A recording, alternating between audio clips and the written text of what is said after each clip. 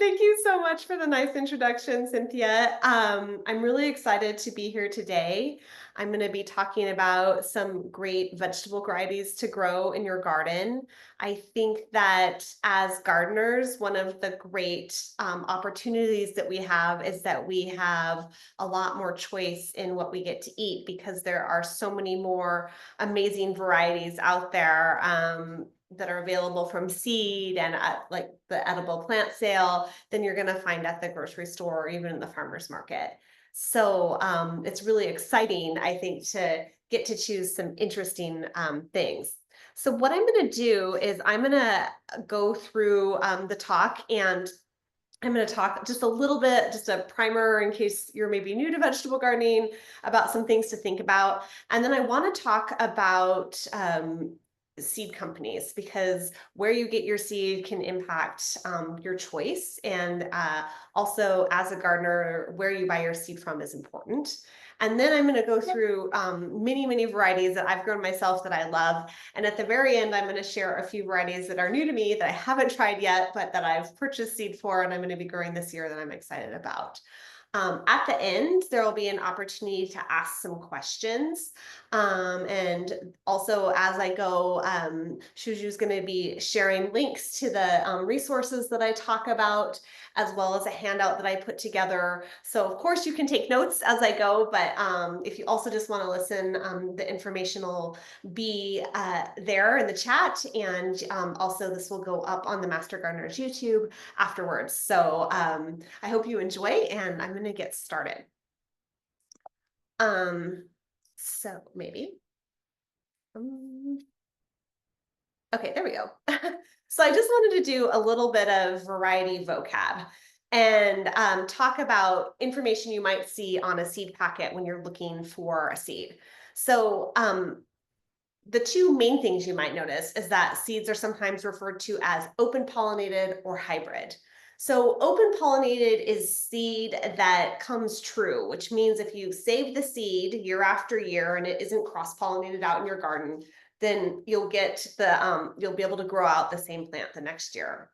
A hybrid is put together or developed and bred by a breeder, a plant breeder, who takes and open pollinated crops are also, of course, developed by breeders. But a hybrid takes, say someone's trying to get a tomato that looks a certain way, but also has some disease tolerance, or has disease tolerance and a lot of yield. So they'll find two parent plants that maybe independently have one of those qualities, and they'll cross them.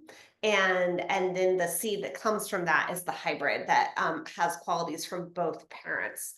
And so a lot of times you'll see hybrids out there. There's some great hybrids that people love to grow.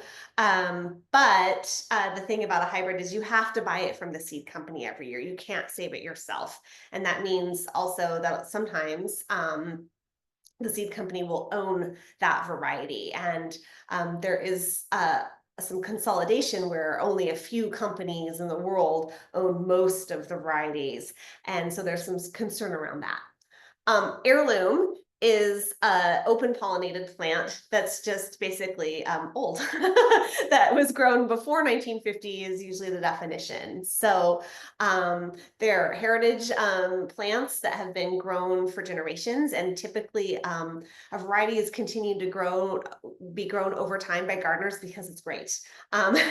Most people don't continue to save seed and grow out every year varieties that aren't delicious or interesting or really have some sort of quality that makes them worth growing year after year. So heirlooms are often a pretty good bet. Determinate and indeterminate, mostly you're going to see that with tomatoes. A determinate plant means it grows to a certain height and then fruits all at once, basically. So examples of that are a bush bean, and then like patio tomatoes. A lot of times paste tomatoes will be determinate plants because it's nice if you get a bunch of tomatoes ripening all at once so that you can make sauce. Indeterminate means it keeps growing and flowering and fruiting and getting really big. So cherry tomatoes are an indeterminate plant. So you'll kind of see those sometimes. And if you're looking for a small petite plant, you might want to look for one that says it's determinate. And then a bush habit just means that it is not, it kind of grows smaller and bushier as opposed to vining, like a pole bean or a squash that I recommend later, which is trombetta. So that's a vining squash versus a lot of the zucchini varieties are often bush. Um, so I scanned this. This is a package of pole beans from Renee's garden. And I just wanted, most of us are master gardeners here, but I just wanted to remind you that seed packages often have a lot of information. But the one thing I really wanted to point out was the days to harvest. In Portland, especially, it can be difficult to grow crops that have as days to harvest that's, over 80 or 85 days. So a lot of times that's like the big heirloom tomatoes. When I first started at Organic Gardening Magazine, I lived in Pennsylvania, and you can grow tomatoes there, every kind of tomato, really well because their nights stay so warm and they get so much water in the summer. And so, tomatoes that had 85, 90 days to harvest did fine. But last year I got a little nostalgic and tried growing a mortgage lifter heirloom tomato. And I grew it all summer and I got one tomato, which made me remember yet again. I sometimes feel like life is just like learning things you already knew again, that it's really better to try and stay under 80 or even 75 days if you're trying to grow some of those warmer season crops here in the Northwest. Um, so yeah. When I'm researching varieties to grow, I kind of have my list of crops that I grow every year. Like Jaune Flamme is one, forel and Schluss lettuce. I'll talk about those in a little bit. I grow those almost every year because I love them. But then I definitely am a curious person and I like to try new things, and I'm always finding new to me varieties because of course there's thousands of varieties out there. So I like to just kind of pay attention closely to the seed packet and the information on the websites or in the catalog to see if I think it might be something I want to grow in my garden. And at this time of year and earlier in the spring, I'm looking for things that are cold tolerant, that can handle variable spring weather, that aren't going to just bolt if it's 50 degrees one day and 72 degrees the next day, and then 58 degrees. Those variable temperatures can make things bolt in spring. So I like to look for things that are cold tolerant or say they are going to grow well in the season I'm planning on growing them. Also, since our summers are increasingly hot, you can look for heat tolerance. That can be great if you're trying to grow a green farther into the summer than, June, if you want to try and have lettuce in July and August. Looking for ones that tolerate the heat is important.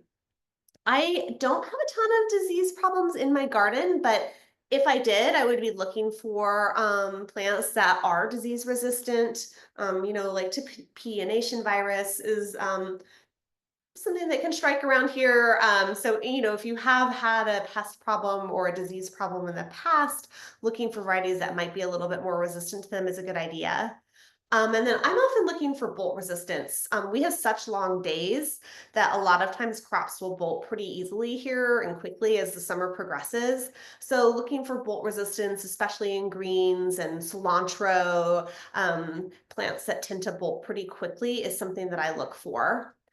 And then an easy way to have succession planting is to plant early, mid-season, and late season varieties of crops. So plants that will come on at different times, and this can be helpful with tomatoes, with peppers. A lot of the summer, kind of classic summer vegetables will have early, mid, and late season varieties. And then I always like to look at flavor cues because I think most of the reason why people love to grow vegetables is they just taste better if it comes out of your own garden. And so I don't want to grow something that was developed basically for production farming, especially conventional production farming, because a lot of times those varieties, what those farmers are looking for are not the same things that I'm looking for. So if you're growing something that's going to go into a grocery store, you're looking stuff that's uniform, so that it'll pack into boxes, that's sturdy, that doesn't have super tender skin, that lasts well, has a storage life, is productive. And those are not super important qualities to me. I'm looking for, is it really beautiful? Does it taste delicious? Does it grow well in my climate? Does it have an interesting color that's maybe not around in the grocery store as much? So I kind of look for flavor and also for cues on the flavor and also how it's going to look, because I think that can be really fun to grow something that's just a little bit different than you see at the store. So also, a few other tips. I like to look for varieties that are bred in cold climates or the Pacific Northwest and buy seed that's grown in the Pacific Northwest. So we're super lucky. In the Northwest, there's tons of amazing seed companies, and there's some big ones like Territorial, and then there's a lot of really small ones. And I'm going to talk more about this in the next slide, but growing crops from seed that was grown in the climate where you're living is a great way to help ensure that you're going to be successful, because that crop is climate adapted. So it was grown here, and the farmer will select seed from plants that are doing the best and continue to a lot of times try and pull out basically a variety that is adapted to grow here in the Northwest. So, you can buy seeds from companies that are based in the Northeast or the Southwest, for instance. But I find that buying seeds from companies that are in the Northwest I have a lot of luck with that. And then again, just another reminder to avoid varieties that take more than 85 days to mature. But you can look for varieties that are bred in cold climates. So if it says that it was, bred in Alaska or Siberia or Maine, a lot of times those crops will have shorter seasons and they'll grow well in our Northwest climate, even if the seed itself was grown elsewhere. So one thing I love, I've been increasingly interested in trying out and supporting smaller seed companies. And the reason why is that a lot of smaller seed companies are doing really important work developing climate adapted varieties and breeding what I like to think of as the new heirlooms. So that's new open pollinated crops that do well in the changing climate environment, that were maybe bred for their beauty or for their flavor, but they're new. They weren't developed before 1950s. They were developed, in the past decade or in the past 20 years. And luckily, there's a lot of people in the Northwest who are doing that. There's Wild Garden Seeds is based down outside Salem, in Philomath, I think is where they're at. And the people who own that farm and Siskiyou Seeds as well, are great mentors to lots of smaller farmers around the Northwest and actually all over the whole country. And so they have been mentoring people who are doing this good work. So I wanted to point out two seed companies that are based in Portland. Orange Pippins is one. So that's a seed company. She buys seeds mostly from other Northwest companies. She prioritizes organic seed. And so she's buying from Wild Garden Seeds and other places, and she just chooses really delicious, beautiful varieties. Her seed packets are super cute. I think they make a great gift, and I think it's really fun that she's based in Portland. Rhythm Seed Farm is also based in Portland, and they're a nonprofit, and they actually grow their seed in plots around the city, and they have a farm in Northeast. And I think it's really cool. They do lots of education and other work, and I just love supporting their mission. They grow a lot of medicinal plants and distribute seeds throughout the city, and I think it's really cool that they're doing this work in the city, in an urban environment. So Wild Garden Seeds and Siskiyou Seeds are also based in Oregon. These are bigger operations. They're still small farms, so they do a lot of breeding work. They're part of the Open Seed Source Initiative, which is developing seeds that are like open source software, are available for everyone to use and are not patented. And they're really committed to helping make sure that there's biodiversity and a safe seed supply. So I think they're super cool companies, and I love to buy seeds from them and support their work. Territorial, of course, is a big seed company. They do awesome work though too. They have a whole organic line. They grow a lot of their seeds in the Northwest and buy from Northwest Seeds Farmers, and I always think they're a great company to buy from. And then Adaptive Seeds also is an Oregon company. So that's how many, 6 companies right here in Oregon that are doing really cool work. Uprising Seeds is based in Washington. Again, they are developing their own varieties. They choose really interesting varieties to grow out. I really like their seed. It germinates really well. And then I was up at the Northwest Flower and Garden Show in Seattle in February, and I met the people who own Deep Harvest Seeds and the woman who owns Wild Dreams Farm and Seed. So Deep Harvest is up in the Skagit Valley, and Wild Dreams Farm and Seed is based on Vashon Island. And they just had really interesting varieties I hadn't heard of, and they were super passionate about the seeds they were growing. It was really fun to meet them. So I wanted to share with all of you guys these companies that I think are really worth growing seeds from and exploring, because you're definitely, if you fall down the rabbit hole of any of their catalogs or websites, you're definitely going to find several things that you want to grow. And if you're like me, maybe buy more seed than you have room for, which is a common problem of mine. Okay, so just a few specialty seed companies. Seeds from Italy has, well, obviously, Seeds from Italy. So a lot of, they have lots of beans, lots of really cool squash, and lots of greens and tomatoes. Those are really popular crops. So if you're looking for chicories and some other seeds, Seeds from Italy can be a good place to start. They do have a lot of hybrids though. So if you're looking to avoid hybrids, or you're focusing on open pollinated seeds like I am, then you might want to look elsewhere. Kitazawa Seeds is a great seed company. They specialize in Asian varieties. So they have a huge range of varieties, including things like edible chrysanthemum, lots of really cool greens, broccoli, all sorts of really interesting varieties. I love to go on there and just choose a new green every year that I haven't grown before and try it, because they're almost always delicious. So especially if you like brassicas, and tatsoi and pak choi, and some of the other brassicas, cabbage, there's some really awesome varieties to look for. And they have both hybrid and heirloom seeds that they source from all over Asia. Native Seeds Search is a nonprofit. They're super cool. They're based in Tucson, Arizona, and they are really working towards saving indigenous seeds from the Southwest all the way down into central Mexico. So lots of varieties that do well in really arid climates. But so a ton of beans, and of course corn too.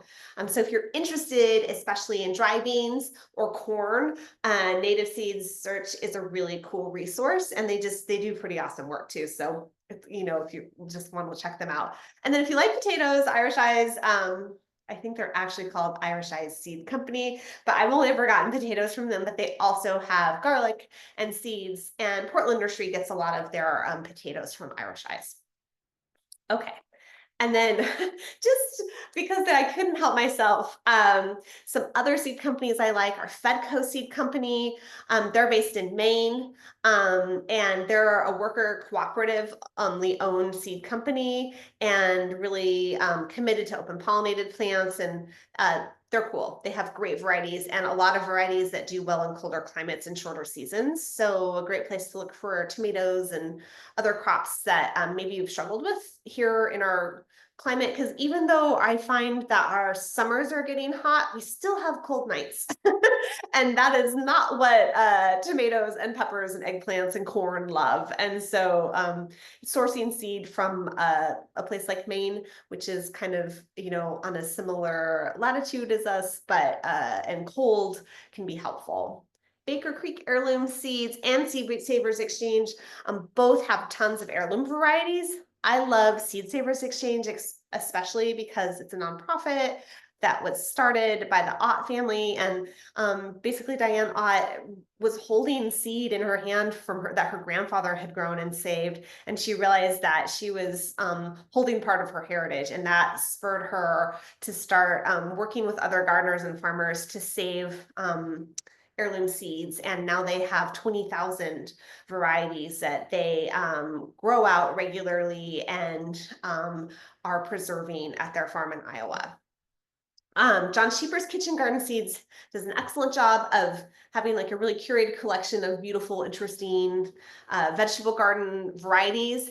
And then I also really like, just if you're gonna, if you just want to go to the nursery or something and buy some seeds, you don't want to order. Botanical Interest is carried at a lot of the seed or a lot of the nurseries around town, Garden Fever and Portland Nursery, and they have great varieties. They're based in Colorado, and I like their work too. And then Hudson Valley Seed Company grows a lot of their own seed in the Hudson Valley, and they have beautiful seed packets. They work with artists every year to make the art for their seeds, and they're kind of a fun square seed packet. So again, they're kind of an interesting company. So I just wanted to start by just talking about, like, there is a really big range of places that you can get seeds. And if you're interested in a specific thing, there's definitely a seed company out there that's going to have that interest too. and so I just want you to explore. If you've been in a rut, you always buy your seeds from Territorial or just one place, branch out, because there's a lot of really cool things to grow in lots of different places. In fact, I was at a book event and I just met this guy, and he was like looking through my book and he was looking at the corn chapter.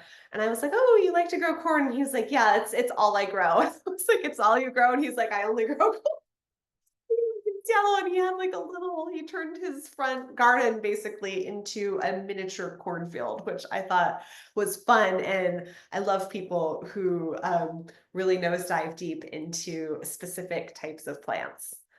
So with that, let's talk about what you can still plant right now. I actually haven't planted my peas yet because my book came out in February, and I decided to add more beds into my garden, and I got soil. And then every time it's been nice, I've had to be working or at a baseball game or something. And so I still have to fill up my bins, which I'm going to do tomorrow, and then finally plant my peas, but it's not too late. So there are three main types of peas that you can grow. At the top, you've got snow peas, and then you've got in the middle a shelling pea, and at the bottom a sugar snap pea. I like to grow all three. The snow peas and sugar snaps have edible pods. Sugar snaps are a favorite at my house because they're so sweet, and you get the crunchy succulent pod and also the edible seeds. But I do think growing shelling peas is really worthwhile. It's one of those meals you're not going to get, maybe one or two meals out of them, but they're super special because harvesting peas right before you eat them, they're so sweet and delicious, and it's just, I think, really worthwhile and fun. So Oregon Sugar Pod 2 was developed at Oregon State. It resists peonation virus. It's a super productive snow pea, and has pretty big pods. I like it a lot.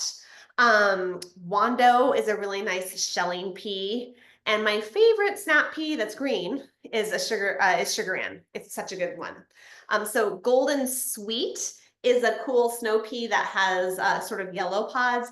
And then Sugar Magnolia. I love this pea. It's so pretty. It has bright purple pods and kind of chartreuse green seeds, and it has two-tone colored flowers you can see here.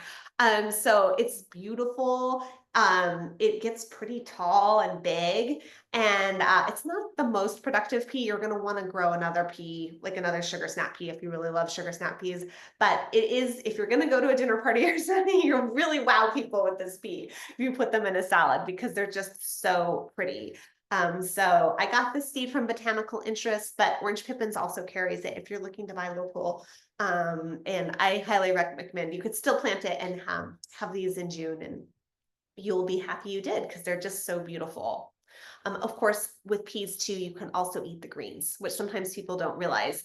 But you can just pinch them back, and then they'll branch out. If you pinch like right about here, they'll branch and get another branch. And so sometimes I also just grow peas for the greens. And Kitazawa has some pea varieties that are specifically for the shoots, that are more bred for the shoots than for the peas themselves. Okay, so this is my favorite lettuce. It's Forel and Schluss, also called flashy troutback. I'm pretty sure they are the exact same variety. It's a romaine type that holds super well in the heat and gets huge heads.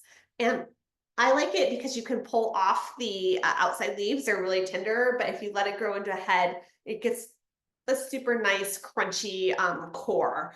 And it's just a delicious lettuce, and it holds well in the heat. You could also grow it as a baby green. Um, lettuces, I'll digress slightly off specific variety recommendations. I think that growing baby lettuce is a kind of a disservice to salad, because I think salads are best when you have a larger leaf that's tender at the top and crunchy at the bottom. It's just a little bit more texture in the salad. So I like to grow lettuces up into heads more often than I do as baby greens. And I will say you should try any lettuce from Wild Garden Seed. They are especially passionate about lettuce and greens, and they have a huge list of lettuces that they grow out. And I am also really partial to butter lettuces. I like Tom Thumb, which is a kind of a really small butter lettuce, but butter lettuces are so delicious, and I think really worthwhile. And then if you like baby greens, I prefer to grow loose leaf lettuce, because you get that really tender leaf like a baby green, but you can have more interesting shapes and colors, and a little bit bigger leaf as well that you can just tear into bite-sized bits, as opposed to growing tons of baby greens. So that's just my 2 cents on baby greens. This is a oak leaf mustard that I grew last year, and it has these pretty red-green leaves and oak-shaped leaves. And it was really good as a salad green when it was little, and then cooked as the leaves got bigger. And it lasted for a really long time before it bolted in my garden. And I'm pretty sure that I got it it's either from Siskiyou Seeds or Adaptive Seeds. But it was a great mustard. I love mustard greens. They're super delicious, and it's nice to have some spice, and they just have a little bit of a different flavor. And they're kind of hard to find in the grocery store. So they're one of those things that's if you like them, then it's a good excuse to grow them. So I also always like to grow arugula. Roquette is a really nice garden arugula. It has a delicious flavor, and it has more of a lobed leaf. If you like the really serrated arugulas, like I've noticed the ones that you can get in the boxes at the grocery store are often really serrated. So you want to try Sylvetta, because it's more of a wild type arugula that has that super serrated leaf. I tend to like the ones that are a little bit more lobed. I think they have a little bit more flavor. And if you like a really spicy arugula, wasabi is nice. So arugula, I think there's a few great things about it. It has beautiful flowers, as you can see here, that make a really nice kind of confetti type garnish to put on a salad. So I always let some of my arugula bolt and flower, and then also go to seed, because it is a great self-sower. So if you let arugula go to seed in the summer, in the fall, you'll get some coming up in the same spot. So I I always like it when my plants do some work for me. So definitely let your arugula go to seed, at least some of it. I love the Italian kales. Nero di Toscana is this particularly good one. Lacinato is nice too. And there's many different varieties, including from Wild Garden Seeds, some really cool ones that have like purple veins. And there's been a lot of kale varieties developed in the past 15 or 20 years. But Nero di Toscana is an heirloom variety from Italy, and I like it because it's huge. Like the leaves can get 2 feet long and still be delicious. It's just a really beautiful kale, and it overwinters really well. Has delicious flower buds this time of year.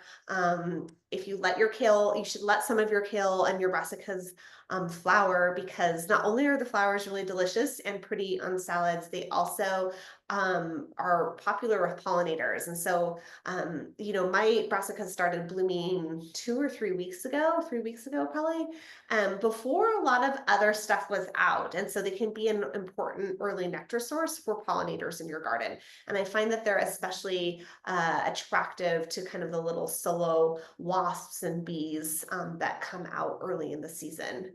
And I will just say a quick story about this kale. One time I was up for a Master Gardener talk in Port Townsend, Washington, and this wonderful woman had me over for dinner, and she wanted to show me her garden, and it was almost dark. It was in the winter when I was up there, and so we went outside, and from her porch, I saw what I thought was maybe their Christmas tree that they just like tossed out into the garden, but it was actually this Nero di Toscana kale, and it was like 4 feet high. It was so big, I thought it was their Christmas tree before I got up close to it. So it's a good one, especially if you can't get enough of kale. Um, I also really love to grow cabbage. They do take up a lot of space, but if you have the space, there's nothing that makes you kind of feel like Beatrix Potter more than growing a really beautiful cabbage. And I think that the Savoy cabbages are so pretty. They're really nice to grow. Chieftain Savoy is my favorite. It gets, the dew collecting on it. It forms a really compact head that's full of those leaves that are great for making cabbage rolls. If you've ever made cabbage rolls stuffed with like beef and onions, super good. Or even with risotto is a nice, if you're vegetarian, making vegetarian cabbage rolls with risotto is so delicious. But it's big, it grows 3 feet across. But it's an excellent cabbage if you want to grow a cabbage. I also really like to grow pak choi, dwarf white stem. It has a boring name, but it's a really nice pak choi that's super succulent, crunchy base. And then, the tops, if you just steam them or stir fry them, wilt, but the petiole stays really crisp and crunchy. And it's just a great, delicious green to grow. And it's nice in soup or just stir fried. And you can grow it in the spring or fall. It's not a good summer crop. It really does need the cooler weather. So one of my favorite plants to grow is purple peacock broccoli. It was bred in Oregon at Wild Garden Farms. So it's a regionally adapted seed, like I was talking about earlier. And it's just such a versatile plant. You can eat every part of it. It has kind of red Russian like kale leaves. And then it gets a small head of broccoli in the middle that you cut out, and then it produces tons of side shoots. And side shoots are where it's at with broccoli. I always used to be super disappointed because I've never grown, like the biggest broccoli head I've ever gotten is like this big across, until I realized that side shoots are where it's at. They're so tender and delicious. They're kind of like broccolini, and they really increase the length of your broccoli growing season if you choose a variety that says it has good side shoot production. So speaking of reading about varieties, if you're looking to grow broccoli, choose one that says it has good side shoot production, because you're going to get a longer season from your broccoli. And so purple peacock's nice. It's something that you can plant in late summer, like in August or September, and overwinter it. And then right now is when we'll be producing lots of side shoots. And but you can eat the greens during the winter, and it's just a great plant. Here's one more mustard I like, Ruby Streaks. It's really pretty. It's got those bright chartreuse veins with the burgundy leaves. And it has this sort of feathery, really serrated leaves, which are nice, I think, if you're making a mixed salad, a nice contrast to lettuce. It does bolt quickly. So this is something you're going to need to do succession planting where you sow, every 2 or 3 weeks another crop because it does like to just go to flower pretty quick with our long days and when it starts to heat up in June. So Swiss chard, I love Swiss chard, and this one's my favorite, perpetual spinach. It has a really tender leaf. It's more tender than like Bright Lights is probably a Swiss chard that many of you have grown, which is the one that has, dark green leaves with different colors, red, pink, yellow, white stems. Perpetual spinach has a more tender leaf and this pale green stems, and it's delicious. It's also can get really big, but it's pretty susceptible to leaf miners. I had almost given up on Swiss chard, but last year I tried prismatic rainbow, which did, especially if leaf miners are more of a problem for me in my garden in the spring. So I got some prismatic rainbow that sort of survived the onslaught in the spring and then produced really well for me in the fall. And I do think though, for in my own garden this year, my spinach is just coming up. It's the one thing I've planted. There's been some lettuce and a few peas that I bought for that I bought some peas that were already sprouted just because I really wanted to get something in. But I'm going to cover them up this year with a row cover because that's really the only way to deal with the leaf miners, which are just such a problem for me. I don't know if they are for you. And if you have other varieties that you think hold up to them a little bit better, let me know because I always have a problem with them. I love radishes. They're one of my favorite things to grow because they're quick and they're easy and they're crunchy and you can eat the whole plant. So you can eat the greens. They are furry, so you don't want to eat them raw, but they do taste good cooked and they're full of calcium and iron. They're super nutritious. The flowers are also spicy and beautiful. Again, make a nice garnish on a salad. And you can also even eat the seed pods. So they're this very edible plant. And I like the French breakfast radish. They have the cylindrical ones. And then also it's a Dutch one called, I'm gonna slaughter it, roodkabcha, which is round and it's white with a red cap. But so it looks kind of like a French breakfast radish, but it's round. Black radish is cool. It's a winter radish with black skin and white flesh. And it produces, my friend Bill grows it, he loves it, and it produces a lot of pods in the spring. And in fact, most people will grow it for the pods because they're so delicious. And then Garden Party is just like a nice radish mix that has red and purple and pink and yellow and white roots. And so I think those can be fun, especially if you're gardening with kids, to do one of the radish mixes that has different colored or even different shaped radishes in it, because little kids or even big kids and adults kind of like to pull up the different colors. It's fun. So carrots, I really love the scarlet nuts, which has like a blunt tip. I think a lot of times the blunt tip carrots are really sweet for some reason. So I do like to grow those, though Yellowstone is a really good yellow variety. So carrots originally, I believe, come from Persia, and they were mostly like red and white. And it was the Dutch who got hold of carrots and started breeding the orange ones. And that's how carrots became primarily orange, is because they were a very popular crop in Holland, and a lot of the breeders there bred out these orange carrots. But of course, now the colored carrots are more common. But a lot of times people think, oh, like, the red carrots and the purple carrots have kind of a soapy flavor. They're not very tasty. And what I would just like to point out is that not all carrots are meant for fresh eating. So some carrots have a really complex flavor, but it's not great raw. But if you roast them or steam them, they're delicious. So if you grow a carrot and you taste it out in your garden and you're like, meh, it's okay, try cooking it before you like totally discount the variety, because a lot of times those deeper colored carrots taste a lot better cooked. But if you really like a sweet tasting variety. Scarlet Nance is really nice kind of, and then, look for varieties that say sugary and super sweet, that there's clues if you like a fresh eating carrot that you should be looking for. Okay, so I included this slide because it is me holding a bumper crop of Satsuki Midori, which was my favorite ever cucumber. I grew it for years and now the seed is just like not available. I found one packet in Europe and I was like, can they even send me seeds from Europe? I don't know.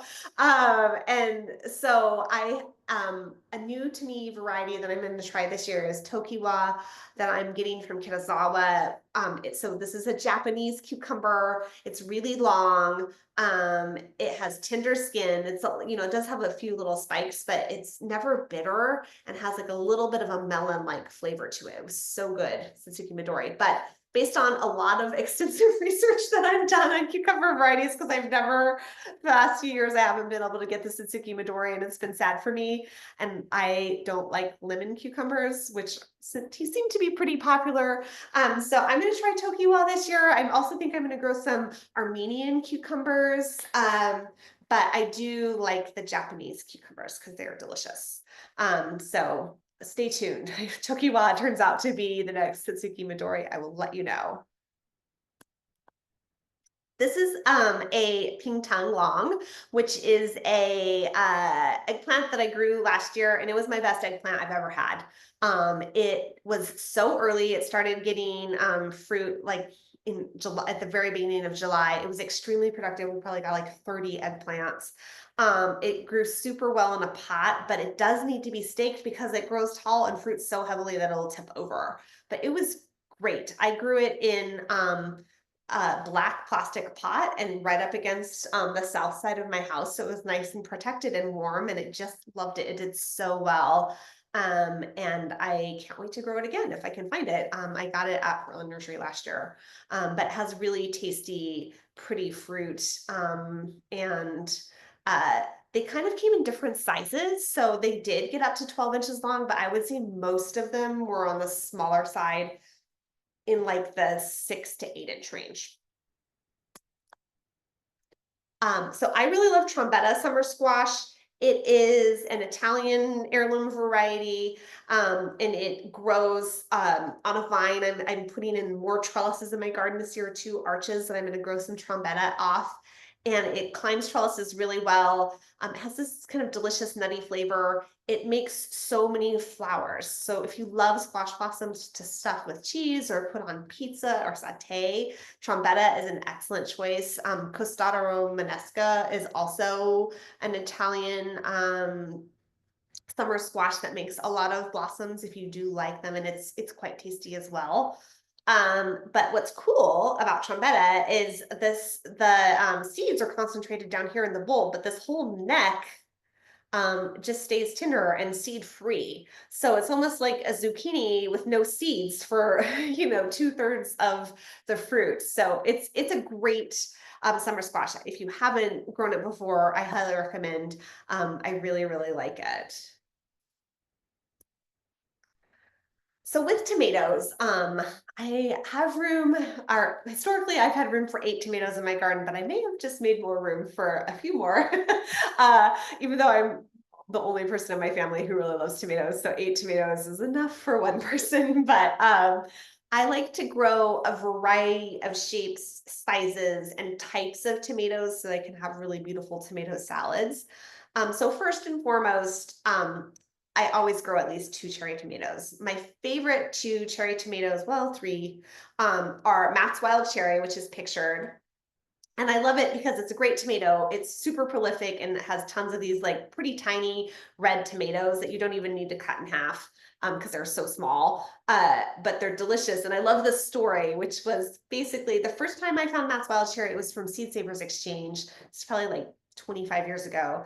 And what's funny about it is a guy named Matt was in Mexico City walking down the street, and there was a tomato growing out of the crack on the sidewalk that had fruit on it. So he picked one and ate it, and it was good. So then he took a few more tomatoes from that same plant and saved the seed and brought them home and grew them out. And that's Matt's Wild Cherry. So I love the tomato, but I also love the story behind it. And then Isis candy is a really delicious tomato. And I also like black cherry. Um, I've grown both, and I think personally that they're the same plant. I could not detect a big difference between the two, but I find that a lot of times the tomatoes that are sort of black or orange or striped tend to have a lot of flavor than just plain old red tomatoes. So those are some tomatoes I like. I also like green grape for the color, though I'm not a huge grape tomato fan because I think sometimes they have like a little bit too thick of a wall on the fruit for me. I like a little bit thinner wall, juicier tomato.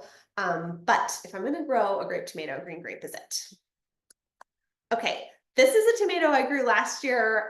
It's called Langley's Silver Tiger Tomato. This is bred up on Langley Fine Gardens farm in Washington State. It's such a cool tomato. If you can see, it has these like silvery green leaves, and they're beautiful. I grew it in a container. And this year I want to grow it in a container again, but with like some coleus and basil, so it just looks really pretty. And it's almost kind of, I don't know, tropical is not the right word, but it's an attractive tomato plant, which is not a word usually associated with tomato plants. But it gets these nice salad-sized tomatoes that are red and orange striped, which were delicious. And they were pretty small. They were like bigger than a cherry, but like, you know, kind of fit right in the palm of your hand. And it was super productive. It started producing, it was the first salad-sized tomato I got last summer in early July, and it produced all the way through the end of September. So it was great and I loved it, and I hope to be able to find it again. I did get it at Portland Nursery last summer on Mother's Day. Joan Flamme is my favorite tomato. I grow it every single year. It's kind of like a giant sun gold is how I would describe it, except more flavorful. It's like really, really tasty. It's pretty acidic. It's a really delicious tomato, and it's so prolific. I really like to grow it with green zebra and like a red salad-sized tomato like Oregon Spring or Stupus. And serve them, you know, in wedges. It's just a really delicious tomato. And it's early to ripen, super good for slow roasting. I could go on. I love it. It's my favorite. Striped Roman is my favorite paste tomato. Again, I find that the striped tomatoes tend to have more flavor. It's really productive.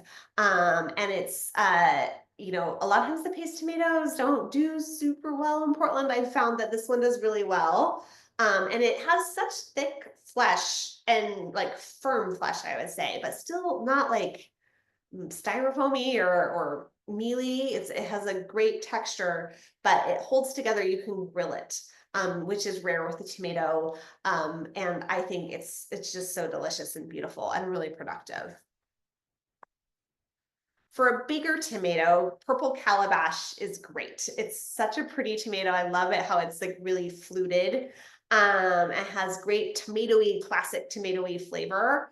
And as you'll see, it's kind of on the darker red, veering towards black, which again, I think if you're looking for tomatoes and you really want like great tomatoey flavor, a lot of times those deeper red verging on black tomatoes are the most flavorful. I also really like Brandy Boy, Japanese black trifle, and Momotaro. And then if you really like heirloom tomatoes and the big guy, the beefsteaks, the grafted tomatoes are expensive, but they do work. So grafted tomato, it's like a fruit tree. They like take, you know, like a brandywine tomato, for instance, which is kind of the classic heirloom tomato, and they'll graft a brandywine onto a super productive rootstock. And so you get a really big plant that grows fast and matures more quickly than just a brandywine would. But you know, one plant is like $15. So obviously we're probably not going to be growing all grafted tomatoes, but I have tried them and they do work. So if you're curious about it and feel like investing in a grafted tomato, it's not a bad move. Okay, I love this. Sorry for the bad picture, but this is Beaver Dam. It's a pepper. I first found it many, many, many years ago from Seed Savers Exchange, and it's so good. It's sweet, but sometimes one's spicy. So it's a little bit like a shishito pepper, where you're like, oh, these peppers are not that spicy. And then you get like a kind of hot one. That happens with Uriam too. But it's nice. It's sort of like an ancho style pepper. That's how they look. And you can cut them open and stuff them. So it's a really good, mostly sweet, but a little spicy. Sometimes pepper. I also love Jimmy Nardello. Sweet Sunset Italian Mix is a good one that has like different colored small sweet potato or small sweet peppers. And Bulgarian carrot is my favorite hot pepper because it has a lot of flavor. It's orange and pointy, kind of pointier than a jalapeno, and a little bit smaller, but spicy, but still flavorful. So it kind of, it's not as hot as a habanero, but it kind of has those habanero flavors. Okay, next pepper. So these peppers here on the right are Lesa sweet pepper. And unfortunately, I did not make note of which these bigger ones are. But the Lesa was a pepper I grew for the first time last year. It's Ukrainian. And I loved it. It had these kind of heart-shaped peppers. It was really productive, and they were sweet, and it was so good grilled with just like some balsamic vinegar on it. It was delicious. It also good sliced raw on salads and on sandwiches, just like in a tuna salad or something. It was a really nice sweet pepper that I hadn't grown before. And it's smaller, so it was like ripened pretty fast, was quite productive. If you've had trouble with peppers, I do pretty well when I grow them in containers. I think they just like the warmer soil, but you have to stay on top of the watering is the only thing. But peppers and eggplants do really well in containers. And I should say, I grow mostly in containers, frankly. I have troughs because our backyard, when we got it, or actually like not just our backyard, like most of our yard was paved in asphalt. So we've been deep paving for the past decade. And I didn't feel super comfortable in the sunniest part of my yard growing in the ground. So I grow mostly in containers pretty successfully. So I love basil. There's so many types. Genovese is obviously the classic pesto basil, but lettuce leaf is nice too. It's like Genovese, but giant. The leaves are kind of this big round, like as big as your palm. Fino Verde is a really small Genovese type basil. And I think, the purple basils, a lot of times they turn green, especially as they get older. Red Reuben is the one that I've found that really holds its purple color the longest. I really like it. And I often like to grow it like this, where it's red and green together in a row. When they get big, it's really pretty. Thai basil is nice because it is a little bit less fussy than the Genovese basils, and it does have that great sort of basil flavor, but with like an undertone of anise. It's really great in stir fries and with other vegetables. I think it plays super nice. And then if you like lemon basil, they're not my favorite, but Mrs. Burns lemon is probably the best one in my opinion. So some new to me varieties that I'm trying this year. I'm trying spring blush snap peas, which have pink flowers. I got them from Orange Pippins. Yugoslavian red butterhead lettuce I got from the Wild Garden Seed and Farm. And I love a butterhead lettuce, and I loved the idea that it's a red one.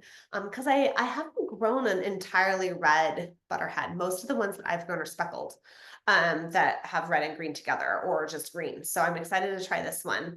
And then also Panisse oak leaf lettuce, which I believe is from Deep Harvest. And it has lime green leaves. So I always love lime green. It's one of my favorite veggie colors. It's just so colorful and a nice contrast with other vegetables. And then I'm going to try early Mona spinach. Again, like I said, I've been having problems with spinach the past few years. So I'm mixing it up and trying some new ones that I haven't grown before. I have never grown Tulsi basil. It's a medicinal plant. And so I got some seed. I'm gonna grow it out and see how I like it. And then I love bush beans, and I love a filet bean, a really skinny green bean.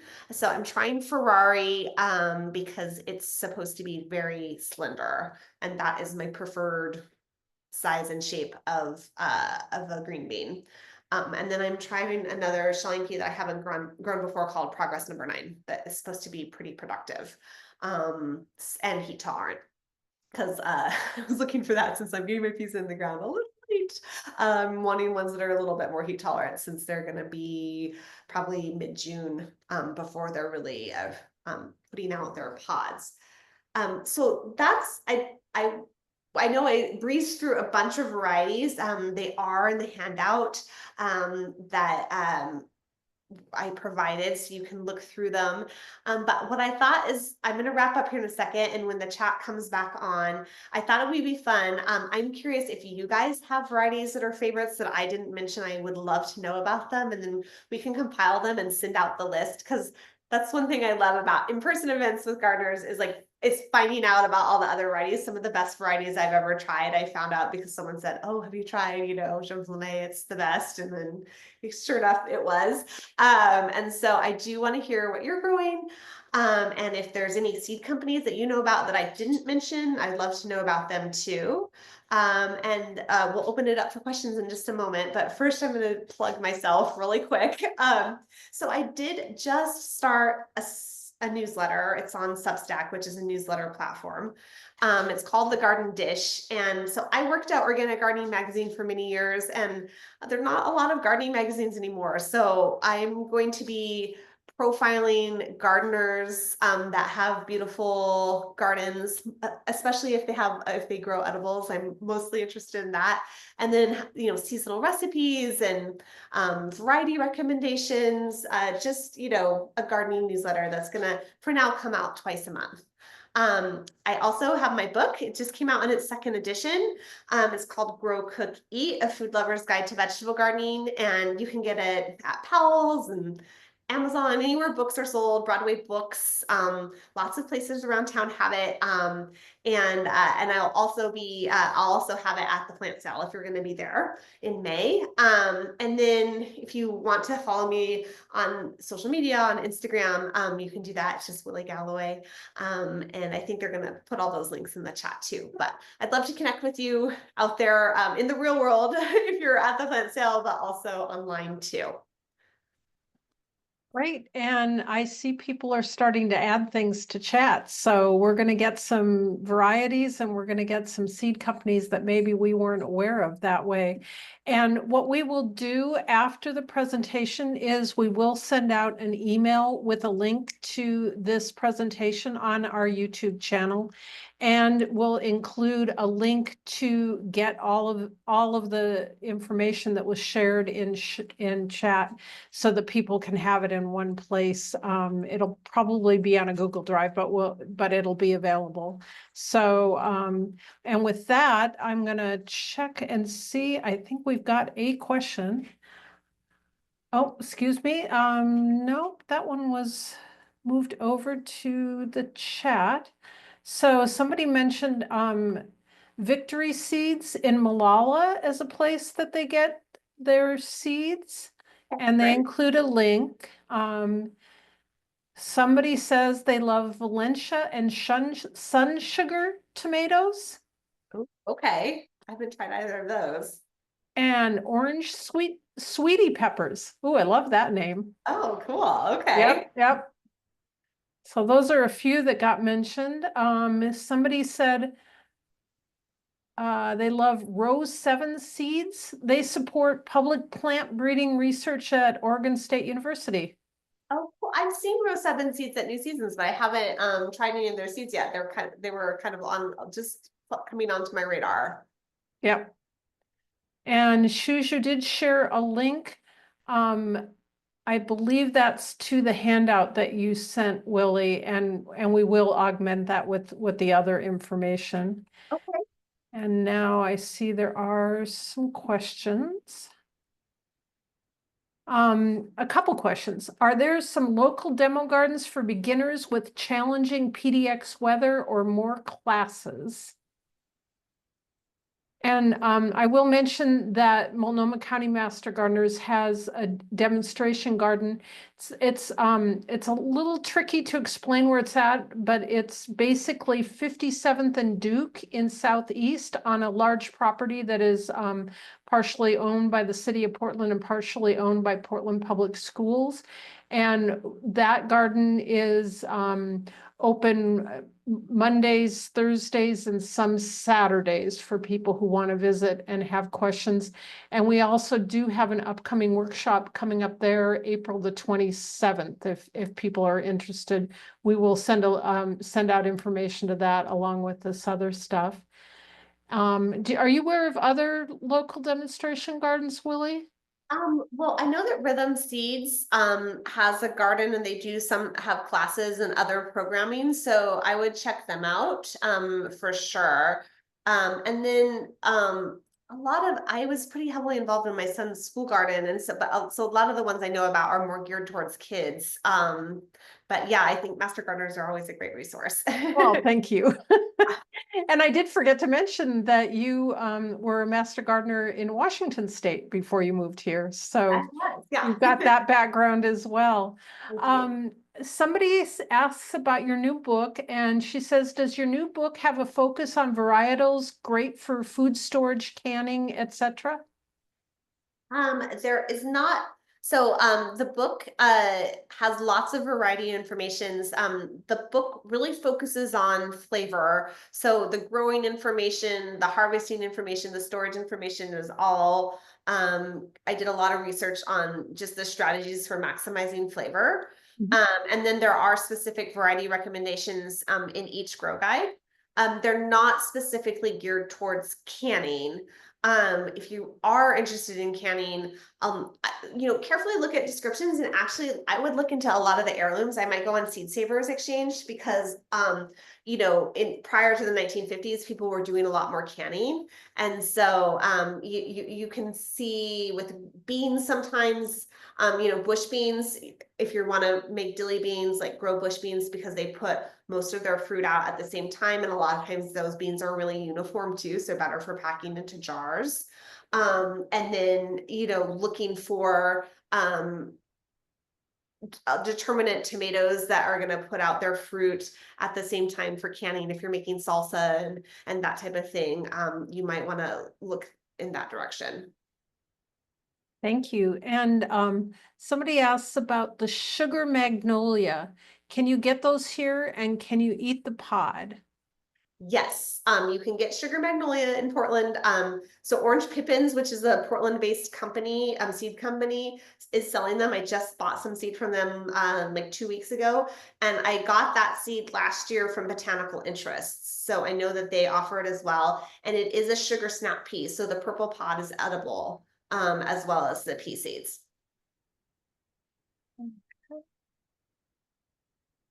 And I think we answered all the questions. Now, Shushu, sometimes you have a question and you aren't able to get it into the Q&A. For some reason, hosts can't. Did you have any questions this evening? No questions, but I'm wondering Amazing. if I can, but I'm wondering if I can put in a plug for myself. Willie mentioned Hudson Valley Seed Company. It used to be the Seed Library, and that they have artists do their seed packets. I did one of their seed packets many, many, many years ago. The polar bear zinnia. So I'm going to put that in the chat so you can all admire that. Okay, Cool. Do you polar still get that bear. seed? Yeah, it's still available, Oh, wow. and you can also buy prints and postcards from them. Oh, So I cool. just put a link in there. I love Nice. zinnia. So that's it. All right. Well, I'm seeing a couple more things that people have added here in the chat.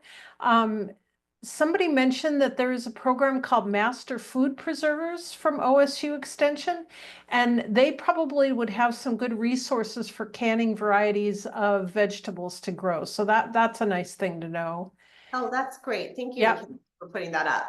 And then Somebody said that Concentrate Northwest carries adaptive seeds and gives a discount to master gardeners.